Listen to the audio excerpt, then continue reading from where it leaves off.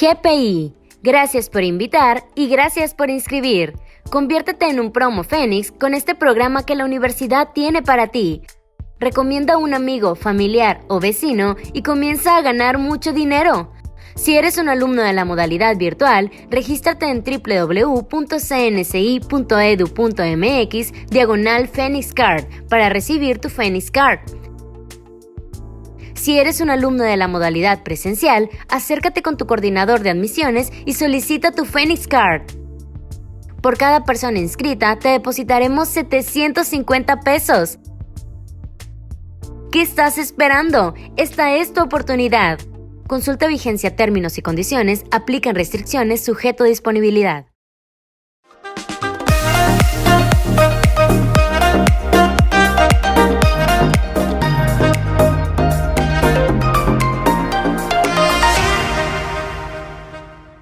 Buen día, bienvenidos a un nuevo episodio de Conexión Fénix, el podcast oficial de la Universidad Virtual CNCI, en el cual abordamos diversos temas de interés con el fin de promover y fortalecer el desarrollo cultural y académico.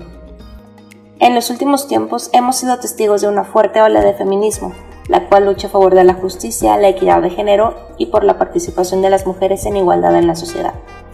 Hemos visto también el incremento en el número de marchas en conmemoración del Día Internacional de la Mujer, cada vez con mayor impacto y asistencia. Mi nombre es Rocío del Ángel y hoy platicaremos con una mujer que conoce más a profundidad de este movimiento. Ella es Paulina Millán, egresada de la licenciatura en Comunicación y Medios Digitales con maestría en Estudios Humanísticos y actualmente labora como profesora en el TEC de Monterrey a nivel bachillerato y profesional. Hola Pau, ¿cómo estás? Hola Rocío, muy bien, gracias por invitarme.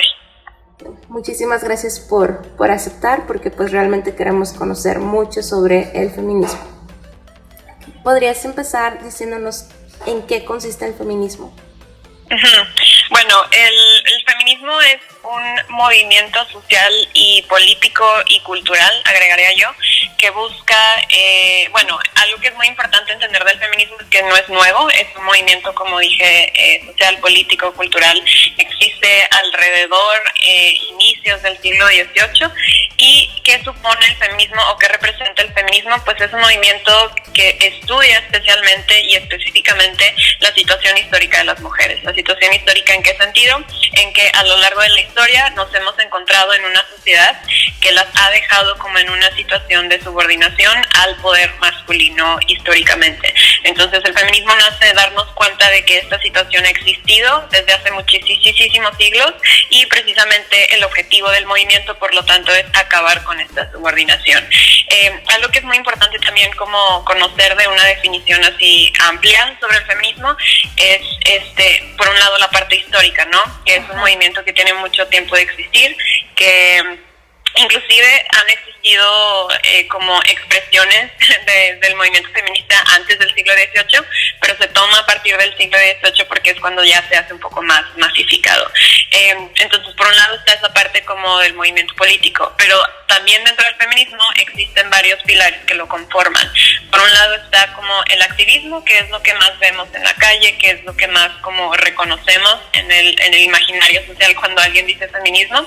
Por un lado está la teoría, que la teoría es un conjunto de explicaciones teóricas, obviamente, que explica el mundo, que trata de darnos a entender cómo es que llegamos a esta situación histórica, y sobre todo también es muy propositiva la teoría, en el sentido en que no solo critica lo que está mal, sino que también propone qué se puede hacer para mejorar. Entonces tenemos el activismo, tenemos la teoría, y también hay varias autoras y filósofas feministas que ellas dicen que el feminismo también es una vanguardia, ¿no? Por lo mismo de que propone nuevas formas de convivir, de sociedad, entonces por lo tanto también se considera como una vanguardia. Entonces, así como en respuesta un poco más resumida, pues el feminismo es un movimiento muy amplio, ¿no? No solo implica la parte más práctica, que es lo que vemos en la calle, que es lo que hacemos en el día a día, sino que también es todo un sistema ideológico, porque es una cuestión teórica, es decir, estudia muchísimas cosas, ¿no? Y creo que también podemos hablar de eso un poco más adelante, pero en sí, en general, el feminismo es este gran movimiento histórico por las mujeres y cuyo objetivo es acabar con esa subordinación histórica en la que las mujeres se han encontrado. Muy bien. ¿Podrías explicarnos, Pau, si existen diferentes ramas del feminismo? Existen diferentes ramas del feminismo desde la parte teórica, que es la que estaba más o menos platicando ahorita. En la parte teórica, el feminismo tiene diferentes como ramas. No es que existan diferentes movimientos feministas, sino que dentro del mismo movimiento feminista existen diferentes teorías. Pero ¿a qué nos referimos con que existen diferentes teorías? A que cada una de estas teorías va a tener como su propia forma de analizar y de contestarse las preguntas más importantes dentro del feminismo. ¿Qué preguntas son esas? ¿Por qué y cómo es que han sido subordinadas las mujeres? ¿Y qué podemos hacer para solucionar ese problema? Entonces, las diferentes teorías feministas, por ejemplo, todas van a tener como una base común, que es lo que las une, y un objetivo común, que también las une. ¿En qué van a diferir las diferentes teorías feministas? En los cómo. Entonces, por ejemplo, uno de los puntos comunes de todas las teorías feministas va a ser el género es una construcción social, o sea, es una cuestión de construcción obviamente histórica y que ha sido como una de las herramientas que ha mantenido y que ha reproducido y que ha justificado la subordinación de las mujeres. Entonces esa es una. La otra específicamente, bueno, dado que estamos estudiando específicamente la situación de las mujeres, pues vamos a enfocarnos en lo que le pasa a las mujeres, ¿no? En general. Y el objetivo común es acabar con el patriarcado, ¿no? Que cuando hablamos de patriarcado, ¿a qué nos referimos? Al sistema que se ha establecido tanto en lo social, en lo político, en lo económico, en lo cultural, que reproduce una superioridad masculina. Entonces, ese va a ser como el objetivo también común de las diferentes teorías feministas, ¿no? ¿Cómo le hacemos para acabar con este sistema? Y en lo que van a diferir entonces, como mencionaba, es en los cómo, ¿no? Entonces, por ejemplo, lo que hacen las diferentes teorías feministas es no inventarse cosas como de la nada, ¿no? Sino que ellas van y estudian todas las teorías que ya existen. Pensemos, por ejemplo, en la teoría marxista, pensemos en la filosofía, en todas las ramas de la filosofía, en la política, inclusive en la economía, en todas las teorías de las ciencias sociales y las humanidades.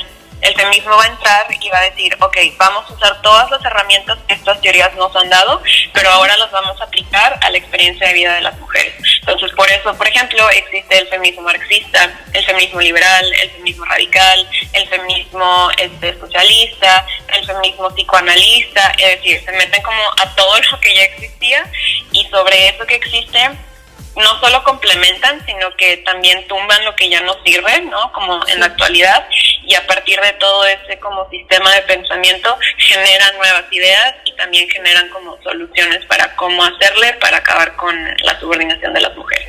Entonces, más o menos esas son como las ramas. Hay muchísimas, o sea, yo solo mencioné unas, pero por ejemplo también están las teologías feministas, están, por ejemplo, el ecofeminismo, etcétera, etcétera, ¿no? Entonces cada una de ellas va a tener como puntos muy específicos que va a estudiar desde los principios de esas teorías y sobre eso va a trabajar. Oye, Pau, y de todos los ramas, subgrupos que nos has comentado, ¿cuáles son los que tienen más presencia en la sociedad mexicana?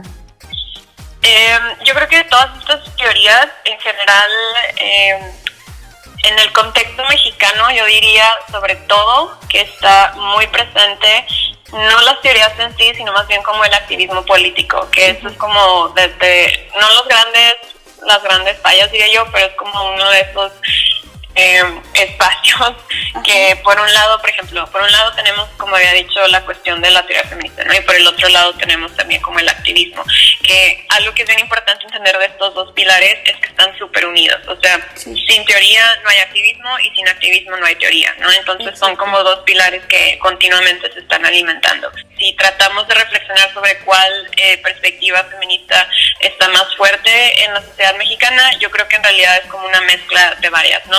Lo más fuerte que ahorita hay, sobre todo en términos de conciencia social, es el activismo, porque eso es lo que está como más presente, no solo por culpa de los medios de comunicación, sino también por la forma en la que nos hemos enterado de que existe el feminismo, que ha sido pues gracias al activismo más que la teoría, porque pues la teoría todavía no es una cuestión como institucionalizada en las escuelas ni nada, ¿no? Y el activismo le da visualización.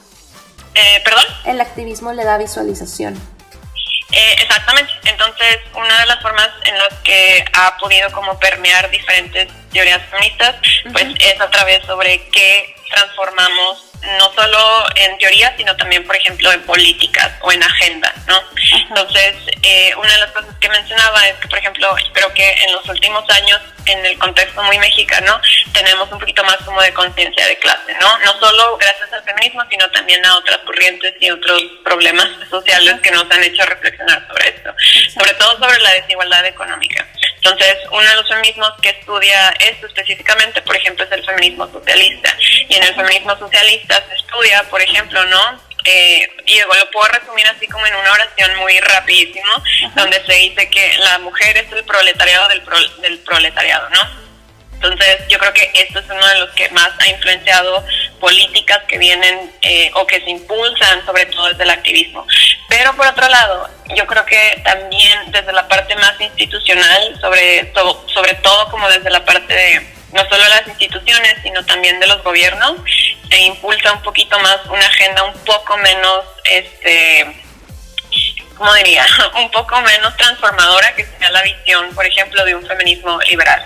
El feminismo liberal, ahorita ya, tanto en la academia como en el activismo, ha estado muy en decadencia, ¿no? O sea, nos dio históricamente muy buenos avances, pero las propuestas específicas del feminismo liberal ya se están quedando muy cortas como para las exigencias en las que nos encontramos socialmente ahorita.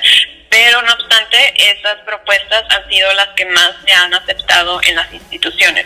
Por lo mismo que no es muy transgresor y por lo mismo de que no realmente pone o amenaza como el status quo tanto, yo creo que ese también es el más permeado desde las instituciones y desde el gobierno.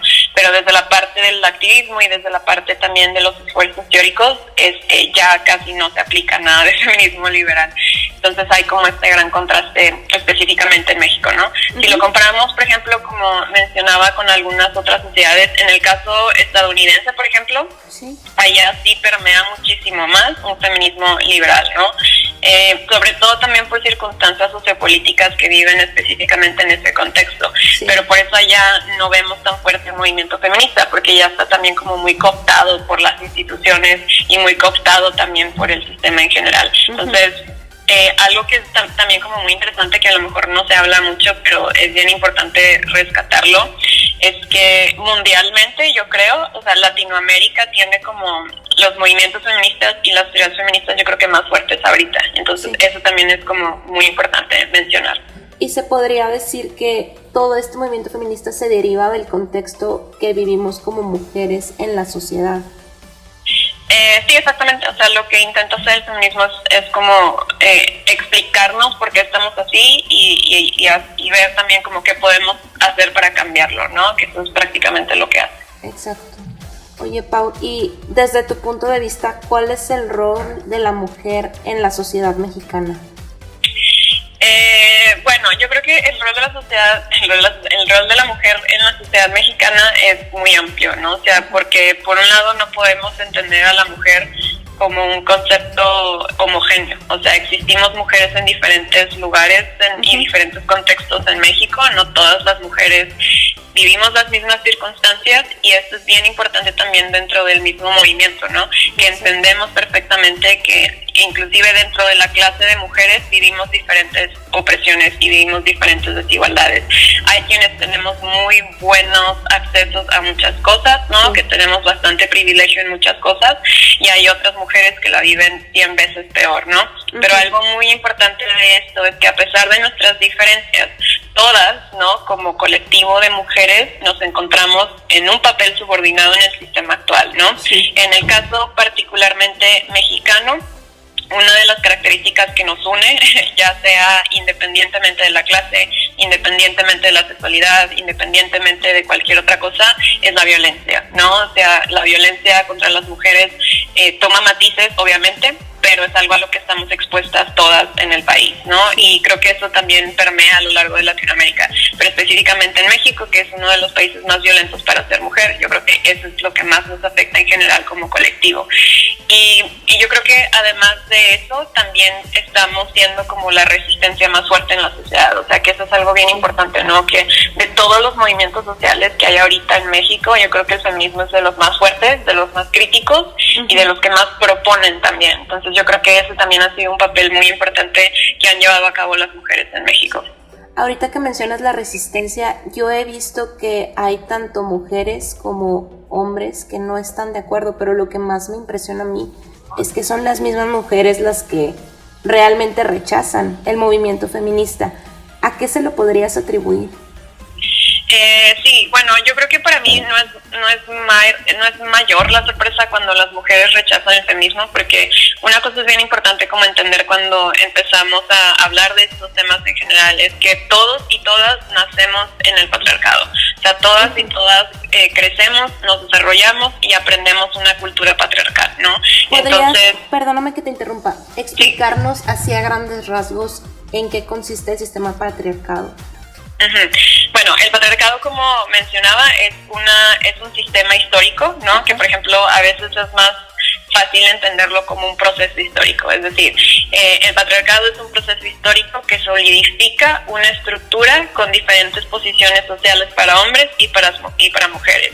Esas posiciones sociales que son, pues en este caso va a haber superioridad social, ¿no? Mayor poder social, mayores privilegios para la clase de los hombres y menos oportunidades, menos acceso a muchas cosas y condiciones de subordinación también históricas para las mujeres. Entonces, cuando hablamos de sistema patriarcal, ¿por qué le decimos sistema?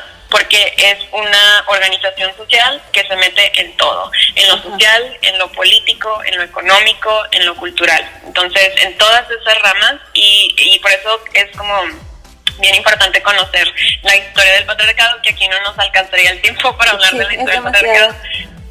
Pero es un proceso que no se dio en un año, ¿no? Sino que literalmente la historia que solidifica el patriarcado es la historia del desarrollo social del ser humano. Y viene de generaciones en generaciones y te lo van inculcando y realmente pues ni siquiera tienes oportunidad de cuestionártelo.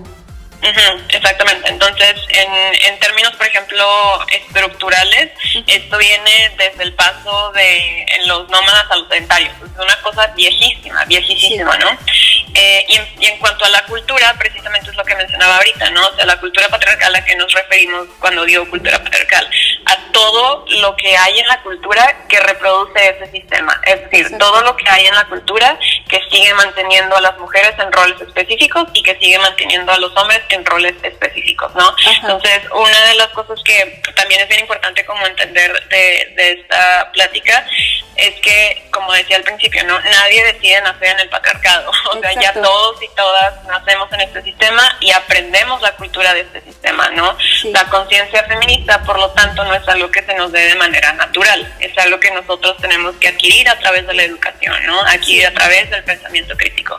Entonces, cuando una mujer rechaza el feminismo, no es porque no crea en las mujeres o algo, sino que simplemente todos y todas pues hemos nacido en esta cultura y cuando alguien viene y nos dice, oye, sabes que esta cultura y este sistema no ha sido necesariamente algo beneficioso para las mujeres, pues a veces es difícil de creer, porque lo hemos naturalizado tanto, o sea, este orden social y esta cultura lo hemos visto ya como algo normal, como algo natural, que cuando alguien viene y nos dice, sabes que así no es y las cosas podrían ser diferentes, pues cuesta mucho trabajo como aceptarlo, ¿no? Entonces no es necesariamente como extraordinario que las mujeres lo rechacen, porque tanto hombres como mujeres nacemos en esta cultura, ¿no? Y tanto hombres como mujeres podemos ser igual de machistas los dos, entonces eso también es importante. Muy cierto. Oye, Pau, ahora, ¿los hombres pueden ser feministas? Bueno, esta es una pregunta que ha tomado como mucho auge en las redes sociales sobre si me puedo decir feminista o no, ¿no? Que yo siempre les digo que a final del día lo más importante cuando entramos al feminismo y cuando queremos apoyar el movimiento es, uno, conocer la historia del movimiento, ¿no? Y dos, si tú vas a militar dentro del movimiento, que militar siempre suena como muy agresivo, pero bueno, si tú vas a defender el movimiento o te interesa el movimiento, pues tienes que conocer como los puntos básicos que defiende y argumenta el feminismo, ¿no? Más allá del si te nombras o no feminista, yo creo que lo más importante es por qué lo apoyas y si lo conoces bien, ¿no? Que eso también es es importante. Usualmente la discusión sobre si un hombre se puede asumir feminista o no viene también sobre todo de que no se olvide que el punto más importante del feminismo siempre va a ser que es un movimiento por y para mujeres, que eso siempre va a ser muy importante, ¿no? ¿Por qué va a ser un movimiento por y para mujeres, no? Que es la clásica pregunta, si lo que buscan es la igualdad, ¿no? Si lo que buscan es la equidad. Porque precisamente el feminismo va a partir de que no podemos hablar de igualdad cuando la mitad del mundo está en una condición de desigualdad. Entonces, ¿qué es lo que hace el feminismo? Voy a enfocarme en cuáles son las razones y cuáles son las estrategias para hacer que esa mitad del mundo, en este caso las mujeres, no deban estar más en esa condición de desigualdad, ¿no? Entonces, por eso es que se llama feminismo, porque estudia la situación específica de las mujeres. Entonces, regresando ahora sí como a la pregunta, yo creo que las peleas que hay como en redes sociales de que no se pueden decir feministas o se tienen que decir aliados, lo que sea, realmente, no lo voy a decir que es como una pérdida de tiempo, pero realmente es como que hay cosas más importantes que discutir de la agenda feminista que estar diciendo quién sí y quién no, ¿no? Entonces yo creo que decirse y asumirse feminista también es una postura política muy personal, ¿no? Porque todavía el asumirse feminista en una sociedad altamente violenta y altamente patriarcal, pues tiene muchas consecuencias. Entonces yo creo que si las personas se sienten seguras, se sienten cómodas y pueden decirlo ampliamente, ¿no? Y pueden posicionarse como feministas, está súper bien, ¿no? Sobre todo porque así vamos también quitándole como esa carga negativa que ha tenido por mucho tiempo. Sí, muy bien. Pau, ahora, volviendo a la parte del activismo del feminismo, ¿qué es lo que se busca comunicar en las marchas? Bueno, las marchas también, para entenderlas tenemos que hacer como un retroceso, a lo mejor un poquito histórico, ¿no? O sea, así como lo mencionaba al principio, el feminismo es un movimiento político, es un movimiento social, un movimiento cultural. Desde la parte del activismo, que esto es muy importante entenderlo, no es exclusivo del feminismo las protestas que se hacen para ganar derechos, ¿no? Si estudiamos o si hacemos un poco de recuerdo de nuestras clases de historia, nos podremos acordar de que todos los procesos históricos se han ganado a través de movimientos sociales, ¿no? Y los movimientos sociales casi siempre han involucrado una forma de poner el cuerpo en la calle. ¿Por qué recurren a esta forma de hacer protesta? Porque generalmente cuando todo lo demás te falla, lo único que le queda a las personas, y no solo en el feminismo, sino en general también en cualquier otra causa social, lo único que le queda a las personas pues es literalmente tomar el espacio público, ¿no? Pensemos, por ejemplo, en otra causa social, y uno muy famoso, ¿no? Como en Estados Unidos, el Black Lives Matter, que los Black Lives Matter también toman las calles. ¿Por qué toman las calles? Porque hacer una denuncia a través de las instituciones ya no funciona, porque hacer una denuncia a través de un sistema ya no funciona, porque el mismo sistema es racista, ¿no? Entonces, ¿qué es lo único que nos queda? Hacer y expresar nuestro sentir y hacer demandas poniendo el cuerpo en la calle. Lo mismo pasa con el feminismo. Si conocemos un poquito de historia del feminismo, y de hecho invito muchísimo a que la gente se informe sobre la historia del feminismo, sabrán que todos los derechos que tenemos ahorita las mujeres, ninguno de ellos, absolutamente ninguno de ellos, se ha ganado a través nada más del diálogo sentada. O sea, eso no ha sido posible así. Lo ideal sería que sí, ¿no? O sea, lo ideal sería que no tuviéramos que estar poniendo el cuerpo en la calle y que pudiéramos usar los instrumentos, las instituciones y todo el sistema tal como está para poder lograr nuestros derechos, pero la historia ha demostrado que no es así, ¿no? Inclusive, por ejemplo, cuando pasa alguna protesta, que siempre sacan los ejemplos estos de Martin Luther King y de Gandhi. Exactamente, tienen un contexto totalmente diferente, entonces como no es algo que pueda aplicar en nuestra sociedad. Y además de contexto diferente, inclusive los movimientos de Martin Luther King y de Gandhi, hubo gente poniendo el cuerpo en la calle, ¿no? O sea, Martin Luther King no nada más se paraba a dar discursos. Martin Luther King era una persona dentro de un movimiento de los derechos civiles en Estados Unidos que involucró mucha violencia en la calle. Entonces, eso también como que es bien importante, no sacar de contexto nomás para jalar agua para nuestro molino, ¿no? Porque sino que la gente como que los empieza a santificar como símbolos y pues realmente pues es muchísimo más que eso. La historia es más compleja como que reducirlo a un simple hecho. Exactamente, y como decía, no es nada más la historia del feminismo, sino en general todos los derechos y todas las revoluciones y todas las luchas sociales que han ganado derechos o oportunidades ha sido a través de protestas. En el caso, por ejemplo, del movimiento feminista, esto es algo que históricamente muchos otros movimientos sociales le deben a las feministas, porque las feministas fueron de las primeras en hacer protestas, fueron las primeras en hacer bastantes como manifestaciones públicas, porque literal no les quedaba de otra, o sea, era lo único que tenían. Entonces yo creo que lo que hay que entender de las marchas es precisamente que uno pone el cuerpo en la calle porque muchísimas veces ya se agotaron todas las vías, ¿no? Sí. Y no solo porque se hayan agotado, sino que, por ejemplo, en el feminismo siempre se están usando todas las vías, pero las que más conocemos, porque son las que están en los medios de comunicación, porque son las que están en las redes sociales, generalmente son las marchas. Pero las feministas trabajamos desde todos los nichos posibles, ¿no? Hacemos pliegos petitorios, damos clase, ¿no? Hacemos conciencia, escribimos libros, escribimos tesis, hacemos documentales, escribimos en periódicos, etcétera, etcétera. O sea, siempre se están haciendo las otras formas famosas que todo el mundo exige, y la protesta solo es una más de esas formas. Y es a la que los medios, curiosamente, le dan más difusión.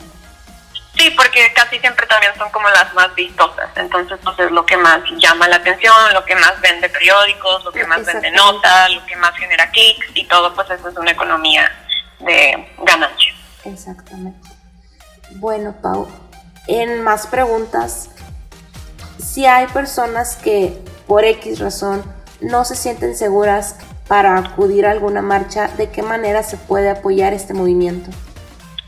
Bueno, como mencionaba ahorita, las marchas no es la única forma de trabajar en el feminismo o de promover el feminismo. Existen diferentes lugares, ¿no? Yo, por ejemplo, desde mi experiencia muy personal, pues yo lo que hago es teoría, o sea, yo me dedico a la academia y eso es donde hago como todo mi esfuerzo feminista, ¿no? También he ido a marchas y todo, pero no necesariamente es el único lugar desde donde lo puedes hacer. Que a alguien le llama la atención ir a una marcha, yo creo que algo que ha sido muy bonito también de las marchas últimamente, específicamente yo creo que en México y en especial en Monterrey, es que todas son muy, muy tranquilas, a pesar de lo que vemos obviamente en los medios de comunicación, ¿no? Sí. Pero el 90%, 99% de las marchas son muy tranquilas, todas nos cuidamos entre todas siempre, ahí mismo si no conoces a nadie puedes pedir ayuda, están muy bien organizadas, la verdad, y en general el sentimiento es muy bonito cuando estás en una marcha.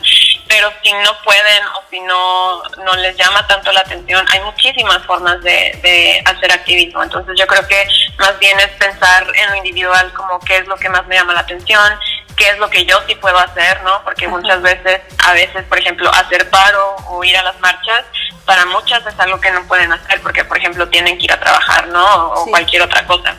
Entonces yo creo que más bien es como primero reflexionar como cuáles son mis posibilidades y qué es lo que cabe dentro de esas posibilidades que yo puedo realmente hacer, ¿no? Y también muy importante dentro de esta pregunta es que no eres una mala feminista o no eres una mala activista si no puedes ir a marchas, ¿no? Que como mencionaba, no todas podemos todo el tiempo y eso no te hace que no puedas como cumplir con tu cuota, ¿no? O sea, claro que no. Muy bien. Pau, y ya para cerrar, ¿cómo podemos enseñarle a las futuras generaciones la importancia del feminismo? Yo creo que la más importante, y que esto es lo que casi siempre abogo mucho más, es por un lado conocer la historia de las mujeres. Una de las como consecuencias y de lo que todavía nos mantiene mucho en esta situación actual es que no conocemos ni siquiera nuestra historia, y eso es bien triste porque lo que nos falta mucho como el colectivo de las mujeres es tener conciencia histórica de nosotras mismas. Es decir, si nosotros hacemos memoria de nuestras clases de historia, tenemos perfectamente en mente como los procesos históricos más importantes, ¿no? Sí. Pero si alguien nos pregunta, oigan, ¿cuándo las mujeres adquirieron el voto? Pues quién sabe. ¿Cuándo las mujeres adquirieron el derecho a la herencia? Pues quién sabe, ¿no? O sea, en realidad no sabemos y no nos sabemos a nosotras mismas como agentes importantes de la historia. Y entonces es bien importante conocer que hemos tenido una lucha histórica para poder estar en el lugar en el que estamos ahorita, ¿no? O sea, no es como que nada más de la nada nacimos y ya pudimos ir a la universidad, o sea, no. Exactamente, o sea, fue todo un proceso porque la educación no era obligatoria para las mujeres. Ajá, no, y además de que no era obligatoria, ni siquiera era un derecho que tenían ellas. Ándale, o sea, entonces yo creo que por una parte una forma de apoyar y de concientizarnos en general siempre va a ser conocer la historia del feminismo, que eso siempre es como bien importante, que sepamos cuáles han sido las luchas de las mujeres para que generemos conciencia de que esto no es nuevo y que por lo tanto tenemos que seguir trabajando en él, ¿no? Porque inclusive hay derechos que nosotras, por ejemplo, ahorita en México gozamos, pero todavía hay países que ni siquiera tienen la mitad de esto. Entonces yo creo que es bien importante, por un lado, concientizarnos de la historia, conocer la historia y sobre todo también específicamente como para futuras generaciones, hablar los temas, ¿no? Educarnos en los temas, no sacarle a la vuelta, que una de las cosas muy como importantes de reconocer del feminismo es que este siempre va a ser un tema incómodo, porque no solo es una cuestión histórica, sino que también son temas que nos hacen cuestionar la misma normalidad. Entonces cuando algo llega y cuestiona lo que ha estado tan sustentado y tan como fijo en la sociedad, pues claro que nos va a causar como incomodidad, ¿no? Y por eso hay gente que es tan reaccionaria también al feminismo. Pero entonces yo creo que algo muy importante es siempre tener una mente crítica ante todo, ¿no? Y una forma de promover el feminismo y también como de educarnos y educar a las futuras generaciones es educarnos en pensamiento crítico, educarnos hacia una conciencia feminista y sobre todo entender bien qué es el movimiento para tampoco dejarnos llevar como por todas las cosas que no son ciertas que vemos en redes sociales y demás lugares, ¿no? Para saber bien qué es y por qué es necesario el feminismo también. Exactamente, y yo quisiera agregar que cada mujer tiene un proceso de deconstrucción distinto, va dando de acuerdo a su contexto y en sus propios tiempos, ¿no, Pau? Sí, totalmente, que eso también es parte como de la conciencia feminista, ¿no? Que mencionaba hace rato. No la adquirimos gratis, o sea, no es como que de repente, ya soy feminista y ya tengo toda la conciencia feminista del mundo, no. Que por eso yo le llamo como el devenir feminista, ¿no? Si no le queremos llamar deconstrucción, porque ya también está como bastante mal interpretado el concepto a veces, lo podemos pensar como un devenir, ¿no? De que, voy a conocer este proceso histórico y voy a aprender cosas nuevas, pero ese aprender cosas nuevas se va a también significar una reflexión sobre mi propia vida, ¿no? Y entonces cada quien, como dices, va a llevar su propio ritmo, va a ir conociendo las cosas a su propio ritmo, pero lo más importante siempre es como tener la humildad de que nunca lo vamos a saber todo necesariamente rápido, ¿no? Y que siempre estamos como en un proceso constante de aprendizaje. Entonces yo creo que también es bien importante respetar los procesos de cada quien, ¿no? Porque muchas veces adquirimos conciencia feminista y otra cosa es la práctica feminista, ¿no? Que muchas nos encontramos en posiciones a lo mejor sociales, económicas o de vida, donde se nos es difícil hacer una práctica feminista, ¿no? Pero eso no significa que no tengas conciencia feminista. Entonces yo creo que sí, respetar los procesos y respetar los momentos de cada una y siempre apoyarnos, ¿no? Eso también es bien importante dentro del devenir. Es muy cierto. Bueno, Pau, pues muchísimas gracias por habernos compartido todo tu conocimiento sobre la historia, sobre todos los detalles del feminismo, y yo creo que realmente muchos de nosotros, pues gracias a tus aportaciones, hemos resuelto ciertas dudas que teníamos. No, pues gracias a ti, Rocío, por invitarme. Pau, ¿tienes algunas redes sociales en las que podamos seguir tu trabajo? Sí, tengo un club de lectura feminista para mujeres que nos pueden encontrar en Facebook como Club de Lectura Gafas Violetas, y también si les interesa conocer todavía más del tema y demás, junto con un grupo de profesoras aquí en el TEC tenemos un evento que se llama Semana de Feminismos, y ahí también nos pueden encontrar en Facebook así, Semana de Feminismos, y tenemos muchísimos videos, muchísimas conferencias donde hablamos de cosas más específicas del feminismo, desde cosas básicas que todo el mundo tiene que saber hasta cosas ya un poco más especializadas. Entonces esa también es una muy buena fuente de información por si quieren informarse más de todo esto. Muy bien, pues muchísimas gracias, Pau, nuevamente. Muchas gracias a todos los que nos escucharon.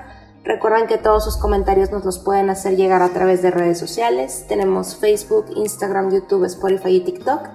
En todas ellas nos pueden encontrar como Universidad Virtual CNCI Oficial. Y si nos quieren sugerir un tema en específico que deseen que abordemos, pueden enviarlo a través del correo conexionfenix@cncivirtual.mx o bien mediante la página institucional de Yammer. Nos escuchamos en el próximo episodio.